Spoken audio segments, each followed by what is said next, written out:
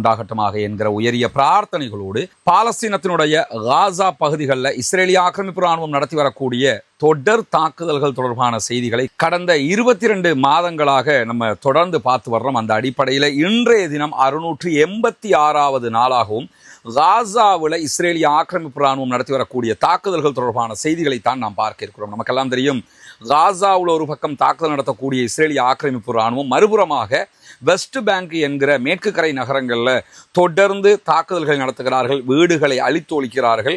அதே நேரத்தில் அங்கே இருக்கக்கூடிய சகோதரர்களை கைது செய்து கொண்டிருக்கிறார்கள். இந்த இடத்துல ரெண்டு நீங்கள் டிஃப்ரெண்ட்டாக பார்த்துக்கிறணும். ஒன்று என்னன்னா, காசாவுக்குள்ள கைது நடவடிக்கைகள் அவங்க ரொம்ப ரேராக குறைவாகத்தான் செய்கிறாங்க. காசாவில் இருக்கிற மக்களை அவர்கள் கைது செய்வது 100ல் 1 1000ல் 1 என்கிற அடிப்படையில் நடந்து வருகிறது. ஆனால் தாக்குதல் கொல்லப்படுகிறவர்கள் காசா மக்களாக இருக்கிறார்கள். அதே நேரத்தில் கைது பண்ணணும்னா யாரை கைது பண்ணுறாங்கன்னா, வெஸ்ட் பேங்க் மக்களை கைது செய்து கொண்டு இருக்கிறார்கள்.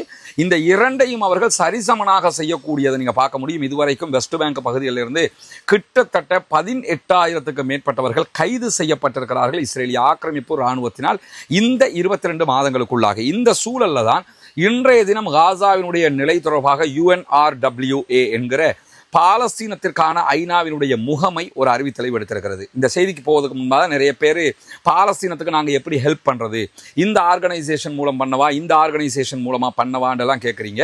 சில வெளிநாடுகளில் இருக்கக்கூடிய சகோதரர்களும் கேட்குறீங்க. முதலாவது, பல ஆர்கனைசேஷன்கள் அங்கே உதவி செய்கிறதுக்கான உதவிகள் திரட்டுறாங்க. இவங்க எல்லாம் அங்கே போய் எப்படி பண்ணுறாங்கங்கிறத நம்ம முழுமையாக கண்டறிய முடியாத ஒரு சூழல் இருக்கிறது.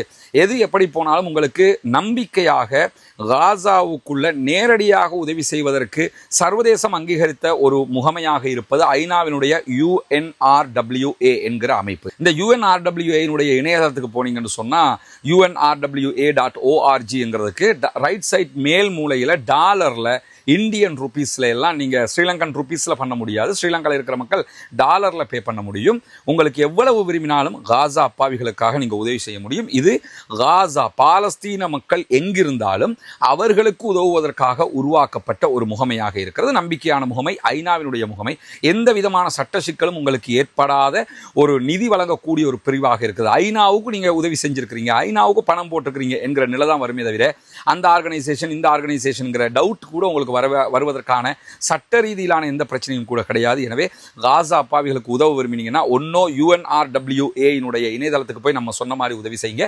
இல்லைன்னு சொல்லி சொன்னால் வேர்ல்டு ஃபுட் ப்ரோக்ராம் என்கிற WFP என்கிற அமைப்பினுடைய அதுவும் ஐநாவினுடைய அமைப்பாக இருக்கிறதுனால அவங்களுக்கு நீங்கள் தாராளமாக உதவி செய்ய முடியும். இந்த சூழலில் தான் UNRWA இன்றைக்கு வெளியிட்டிருக்கக்கூடிய ஒரு அறிவிப்பில் என்ன சொல்கிறாங்கன்னா, காசாவினுடைய 90% நிலப்பரப்புகள் இஸ்ரேலிய ஆக்கிரமிப்பு இராணுவத்தினுடைய இராணுவ மண்டலங்களாக செயல்பட்டு கொண்டிருக்கிறது.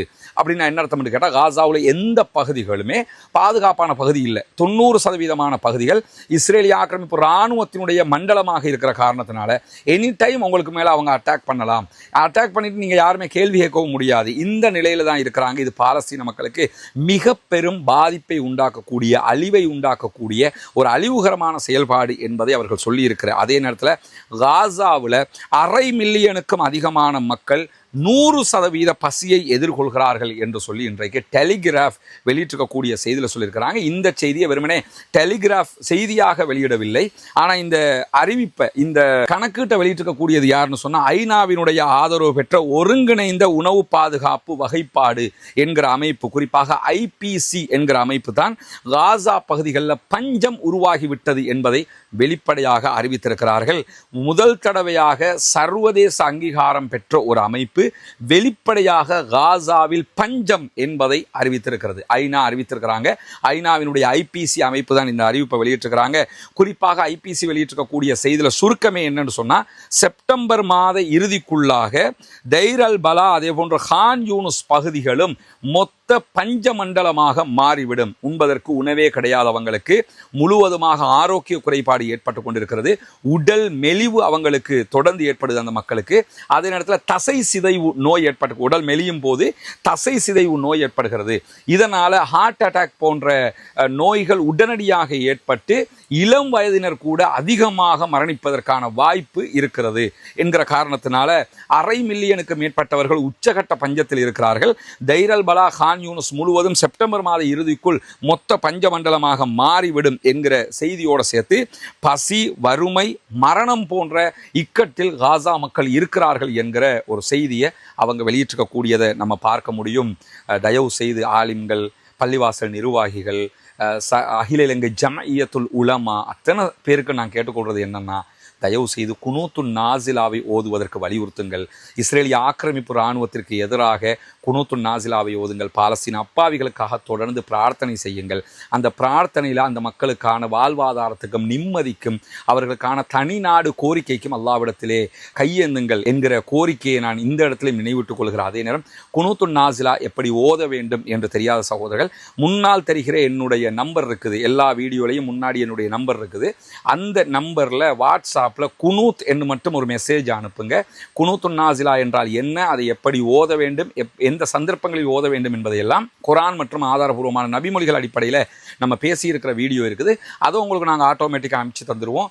அதில் நீங்கள் பார்த்து தெரிந்து கொள்ள முடியும் என்கிற நிலையில் யுத்தத்தை நிறுத்த வேண்டும், உடனடியாக பணைய கைதிகளை மீட்டு கொண்டு வாருங்கள் என்று சொல்லி இஸ்ரேலிய இராணுவத்தினுடைய விமானப்படையைச் சேர்ந்த 15 முக்கியமான விமானிகள் கையெழுத்திட்டு அரசாங்கத்துக்கு ஒரு கடிதம் அனுப்பியிருந்தார்கள். அந்த 15 பேரையும் பதவி நீக்கம் செய்திருக்கிறது இஸ்ரேலிய ஆக்கிரமிப்பு இராணுவம், இஸ்ரேலிய ஆக்கிரமிப்பு அரசாங்கம் என்கிற செய்திகளை இஸ்ரேலுடைய எடியோத் அஹ்ரனோத் என்கிற பத்திரிகை இன்றைக்கு வெளியிட்டிருக்கிறது.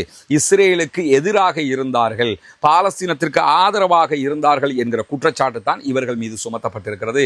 இஸ்ரேலுக்கு உள்ளேயும் மனசாட்சி உள்ள சில மனிதர்கள் இருக்கிறார்கள், இராணுவத்திலும் மனசாட்சி உள்ள மனிதர்கள் சில பேர் இருக்கிறார்கள் என்பதற்கான ஒரு சான்றாகத்தான் இவர்களுடைய இந்த முடிவு இருக்கிறது.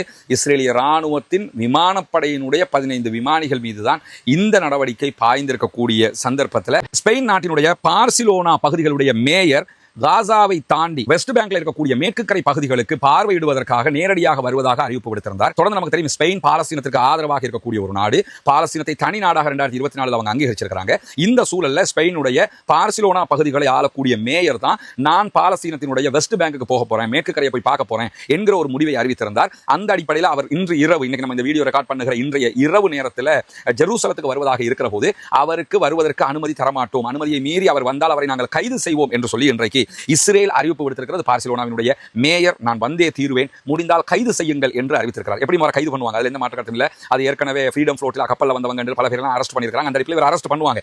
ஆனால் அவர் ஏன் வர்றாருன்னு சொன்னா, அரெஸ்ட் பண்ணப்பட்டால் அதுவும் ஒரு சர்வதேச பாலஸ்தீன ஆதரவு செய்தியாக மாறும் என்கிற காரணத்தினால தான் அவர் வர்றாரு. அவருடைய பயணம் சிறப்பாக அமைய வேண்டும் என்கிற பிரார்த்தனைகளோடு இன்றைய தினம் இஸ்ரேலுடைய எடியோத் அஹ்ரனோத் இன்னும் ஒரு செய்தியை வெளியிட்டிருக்கிறது. என்னன்னு சொன்னா, இஸ்ரேலில் இருக்கக்கூடிய மிக முக்கியமான இனவாத அமைச்சர்கள் ஒருவர் தான் ஸ்மோரிச் என்கிறவர்.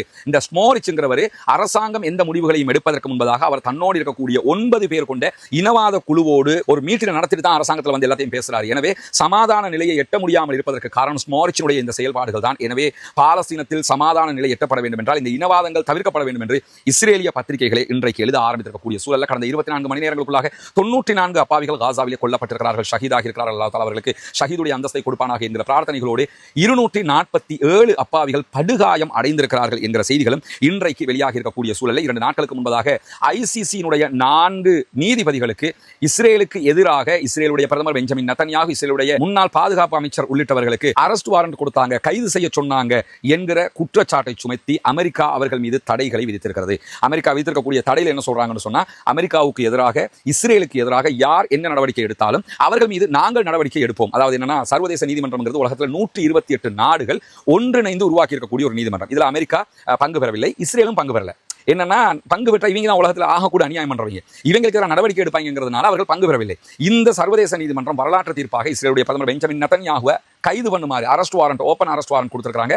இஸ்ரேலுடைய முன்னாள் பாதுகாப்பு அமைச்சருக்கும் அரெஸ்ட் வாரண்ட் கொடுத்திருக்காங்க. இந்த சூழல்ல 128 நாடுகள் ஐசிசியில் அங்கத்துவம் பெற்றக்கூடிய நாடுகள் எந்த நாட்டுக்கு இவங்க போனாலும் அவர்கள் கைது செய்ய முடியும் என்கிற சூழல் இருக்கிற காரணத்தினால இந்த தீர்ப்பை வழங்கிய 4 நீதிபதிகள் மீது நாங்கள் நடவடிக்கை எடுக்கிறோம், அவங்க அமெரிக்காவுக்கு வர முடியாது என்று சொல்லி அவங்க தடை விதித்து அவர்களுடைய அமெரிக்காவில் சொத்துக்கள் இருந்தால் அதையெல்லாம் நாங்கள் முடக்குகிறோம் என்று சொல்லி அமெரிக்கா அறிவித்திருக்கக்கூடிய செய்திகள் வெளியாக மொத்தத்தில் நான் ஐநா சபை இருந்தாலும் சரி, எவன் இருந்தாலும் சரி, ஐநா சபையில் 5 பாதுகாப்பு கவுன்சில் இருக்கக்கூடிய ரஷ்யா, சீனா, பிரான்ஸ், அமெரிக்கா அமெரிக்கா, பிரித்தானியா என்ற 5 நாடுகள் இருந்தாலும் நான் தான் லீட் பண்ணுவேன், நான் சொல்றது தான் நீங்க கேட்கணும் என்று சொல்லித்தான் இந்த முடிவுகளை அவர்கள் எடுத்துக்கொண்டிருக்கிறார்கள் என்பது தெரிகிறது. ஆனால் இந்த உலகத்தில் நம்ம பார்க்கிறோம், என்ன ஆட்டங்களை டொனால்ட் ட்ரம்ப் போட போனாலும் விளாடிமிர் புட்டினிடத்தில் அந்த ஆட்டத்தை போட முடியாமல் இருக்கிறது என்பதையும் நம்ம பார்க்க முடிகிறது. எனவே பொறுத்திருந்து பார்ப்போம் என்னவெல்லாம் நடக்கிறது என்பதை. பாலஸ்தீனம் தொடர்பாக இன்றைக்கு வெளியாக இருக்கக்கூடிய முக்கியமான செய்திகளை தான் நாம் பார்த்திருக்கிறோம். பாலஸ்தீனம் வெற்றி பெற வேண்டும், பாலஸ்தீனம் சுதந்திரம் அடைய வேண்டும், பாலஸ்தீன மக்களும் நம்மை போன்ற நிம்மதியானவர்களாக மாற வேண்டும், வாழ வேண்டும் என்ற உயரிய பிரார்த்தனைகளோடு பாலஸ்தீன அப்பாவிகளுக்காக பிரார்த்திக்கிறார்கள். இஸ்ரேல் ஆக்கிரமிப்பு ராணுவத்திற்கு எதிராக தொடர்ந்தும் கொண்டு நாசிலாவை ஓத மறந்து விடாதீர்கள் நண்பர்களே, தாய்மார்களே என்கிற கோரிக்கைகளோடு பாலஸ்தீன மக்களுக்காக ஜனநாயக ரீதியாகவும் குரல் எழுப்புவோமாக. வாஹ்ரதா அல்ஹம்துலில்லாஹி ரப்பில் ஆலமீன்.